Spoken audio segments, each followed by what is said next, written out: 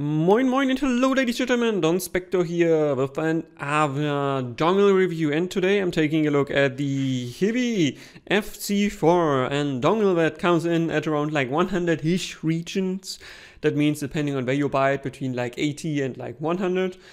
And yeah, today we take a look what this can or can't do. And I would normally do a quick packaging and accessories of unboxing. Unfortunately, I do not have the box of the FC4 no more. So judging from memory, it comes with this about 20 centimeter long USB A to C cable, because yes, this thing has USB-C. And if I remember correctly, it also comes with an USB-C to C cable, and that should be the accessories that you will get.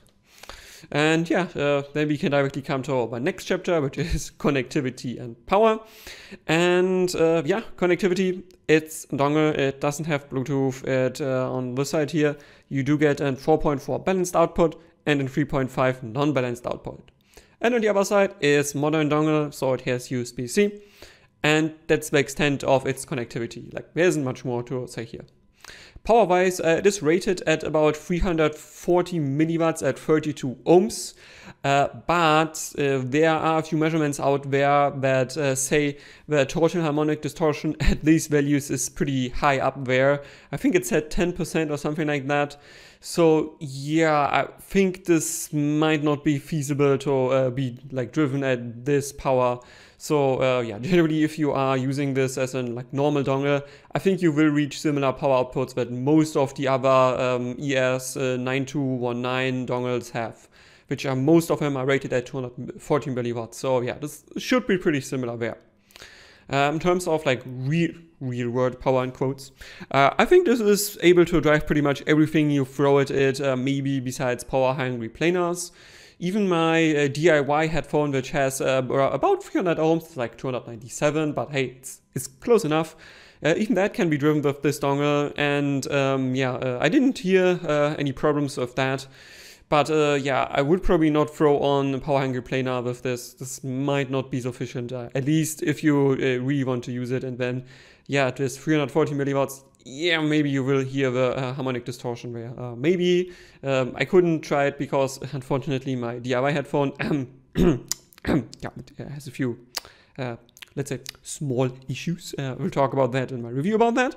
But yeah, so generally it's fine, and also noise floor is really low. I couldn't hear it in any of my IEMs, even with an, I don't remember which one I have, but I have an 8 ohm multi-BA set.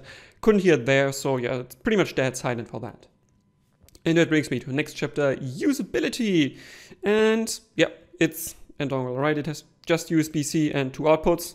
It is a bit bigger though than other dongles that I have seen and had that only have 3.5 or 3.5 and 2.5 balanced. It's a bit bigger than that, but not by a lot. You can see it here at the front, like it's basically just like 3 millimeters thicker than the 4.4 output and like 3 millimeters wider than both of them together. Well, it's like 6 wider. So it is a bit biggerish for a dongle, but not big by any stretch of the word. And the power DAC, which I have here, is definitely quite a bit bigger. I don't want to unbox it all because yeah, it's already ready to be sold. So yes, as a daily driver, when I used it, I didn't have any problems with that. It's made of aluminum. Let me get it to the mic so you can hear it. Is pretty solid. It feels well built. It definitely, the buttons have an also nice click to it. Give you a preview here.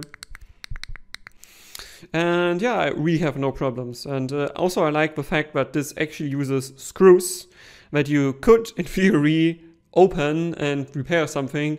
Not sure if you can repair something with a device of this little complexity here, because there's not even battery, but you could, and I do like that fact. And yeah, other than that, I didn't have any weird behavior here. And other dongles, like the Chanling UA2, which I have not reviewed even after a very, very long time, and there's a very frustrating story behind it, which I will tell in the review when I finally do it.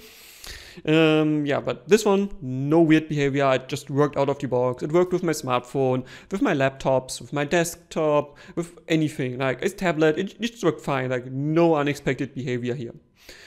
One thing though I want to say when we talk about usability, if you plug in real headphone on, it gets pretty warm, like not toasty by any word, like it's definitively not like the power DAC, which half melts basically.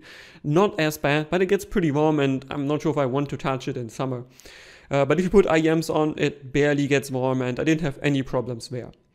Yeah, but that's the extent of it basically. And then we talk about the software, and there's no software. Yeah, usually some of the dongles like the UA2, which, oh, I have it here, wait, ladies and gentlemen, let's take a look at the UA2. And it is originally packed again. Yeah, what a mystery. It only took 1 year to get it back, but okay, this is a story for another time. So, yeah, something like the UA2, it at least has an app that you can use to fiddle a bit here. FC4 doesn't have that, and so I can't review anything here, it just doesn't exist. Sound-wise, I think this is pretty standard ES9219 dongle. Like, I didn't think it was much more warm or much more cold than other dongles. I think in comparison to BTR5, which to my ear comes off as a bit brighter, this one is a bit warmer, but then again, if I put it on in comparison to the UP5, for instance, I don't think there's much of a difference. Like, maybe the UP5 is a tad warm, I don't know. Like, I would have to really like guess here, because in blind test I'm pretty sure I couldn't tell the difference.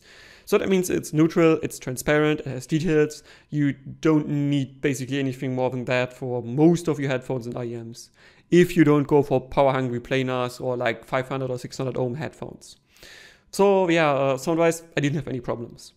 Detail wise also not, although again, if I would compare it to the UP5, somehow even for the UP5 has a similar DAC chip, I think it sounds a bit more detailed, question mark.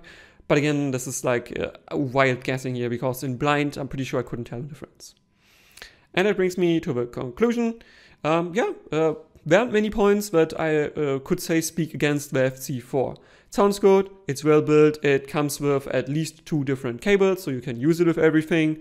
And yeah, it theoretically comes with enough power to drive most headphones.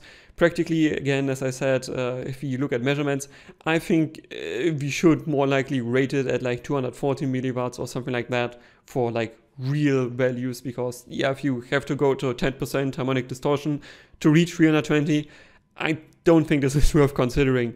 But yeah, generally, it's a good device. I didn't have any problems with that. However, again, if I compare it to the Quidlex or something like the Power DAC, which I also had in the picture here for a moment, those actually have apps that do work and that do give you a good capability of tuning your sound. This just lacks that, and that's a wasted opportunity in my opinion.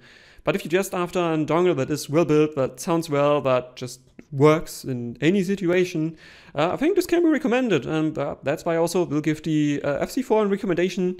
Maybe not if you don't find it on sale, but for like, let's say 80-ish or so, yeah, I think it's well worth it, and yeah, that's about this review here.